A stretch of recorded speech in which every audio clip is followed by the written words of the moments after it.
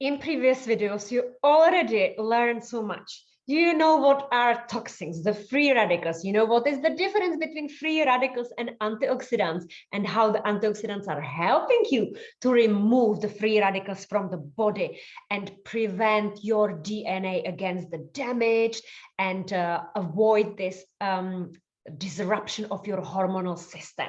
We also looked at the cooking methods that are good for you, and there are the hidden sources of toxins. So now let's look at what food you would definitely want to avoid. So that is large fish, because tuna lives for 20 to 50 years in a polluted ocean, and it's collecting all these mercury, the heavy toxic metal that is then stored in your body when you eat the fish. And it's causing the damage of the brain cells and brain fog and all the symptoms that you learned about. So how can you replace tuna? So actually tuna is very expensive, because if you were to buy a better brand in the glass, you would pay minimum €8. So what about small organic sardines? So sardines live like 7 to 21 days. That's a small fish, yet it's extremely high in omega-3, which are anti-inflammatory and amazing for you. Avoid farmed fish, because salmon is also heavily polluted. So farmers are feeding it with the artificial food that also has the chemicals and herbicides and pesticides and antibiotics. And of course, because this pond is cleaned and the water is not filtered as much, then all the bacteria and all the viruses are recirculating in the fish.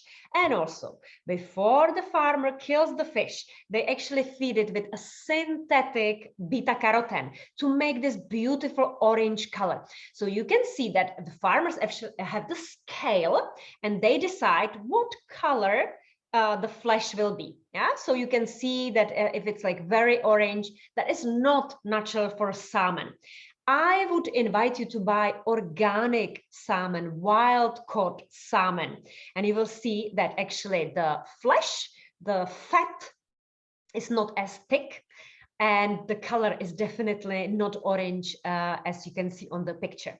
What you want to avoid is inorganic beef and chicken, because these animals, again, they are fed with all the herbicides and pesticides from the food that they eat.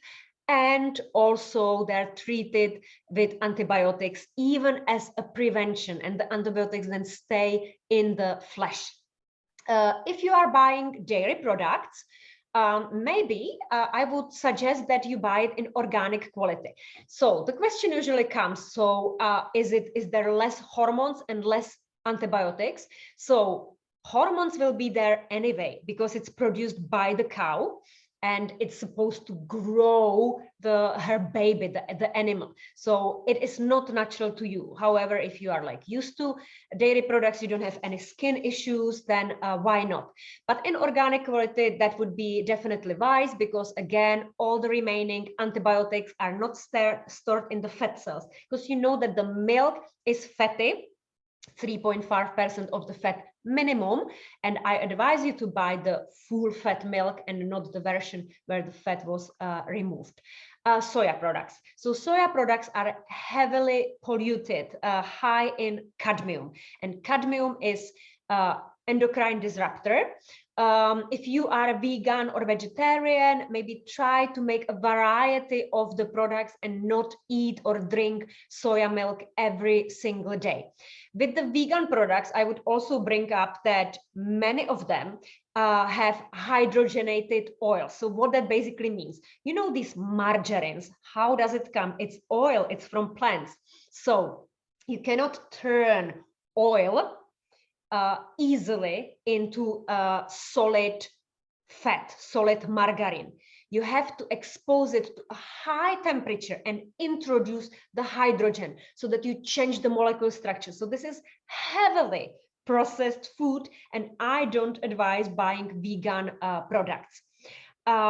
Refined sugars and sweeteners. So we know that the man is extremely smart, and they came up with all these synthetic variations that are not going to spike the insulin, and they serve diabetics because the body does not recognize the sugar. So the sweetness is there, but the effect is not there. So, for example, aspartame and other sweeteners in Coke Zero and chewing gums and you name it.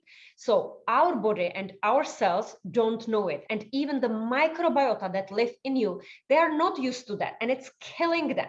So I would suggest that you avoid these sweeteners and you find natural products, unrefined products. So demerara sugar if you are baking the cake. If it happens once a week, the compounding effect is very small.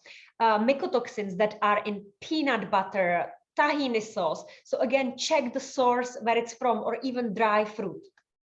And synthetic supplements. So very often vegans and vegetarians are using, of course, B12 and B6 and zinc and iron. But check what is the form. Is it a natural source or even the vitamin C? Or is it the synthetic version? Because it can make more harm than good.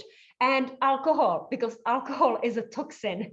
And even though some studies show that it has a small amount of resveratrol, which is an antioxidant and could be potential beneficial. Believe me, you would have to drink liters and liters of alcohol to get this small amount of resveratrol. And I think it's much better to take a handful of grapes, organic grapes, than drinking alcohol. So I cannot find this as a good excuse.